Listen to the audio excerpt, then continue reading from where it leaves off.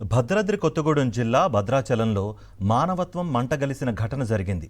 Car ప్రమాదంలో వెంకటేశ్వర కాలనీకి చెందిన దూడల సాయిప్రకాష్తో పాటు భార్య, కొడుకు చనిపోయారు. మృతదేహాలను ఎట్టి పరిస్థితుల్లో ఇంటికి తీసుకురావద్దని వారు అద్దెకు ఉండే ఇంటి యజమాని మృతుల బంధువులకు ఫోన్ చేసి హెచ్చరించారు. కాలనీవాసులు ఎంతగా సముదాయించినా అంగీకరించలేదు. మానవత్వం మంటగలిసేలా ఉన్న ఈ ఘటనపై స్థానికులు, మృతుల బంధువులు ఆవేదన వ్యక్తం చేస్తున్నారు. ఇంత జరిగి ఈ కుటుంబం ఇన్ని ఇబ్బందుల్లో ఉంటే ఎంత దుర్మార్గం అండి. అసలు మనం సమాజంలో ఉన్నామా? మానవత్వం అనేది ఉందా?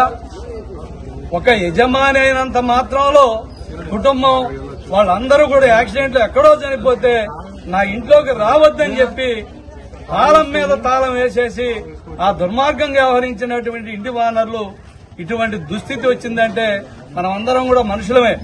ఏం పద్ధతి ఇది? కరెక్ట్ కాదు ఈ విధానం.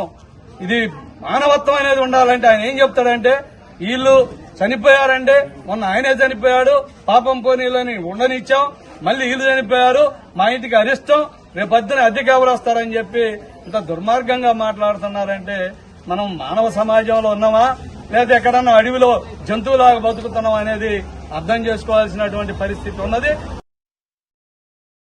మరిన్ని అప్డేట్స్ కోసం ఛానల్ ను సబ్స్క్రైబ్ చేయండి. నోటిఫికేషన్స్ కోసం బెల్ ఐకాన్ పై క్లిక్ చేయండి.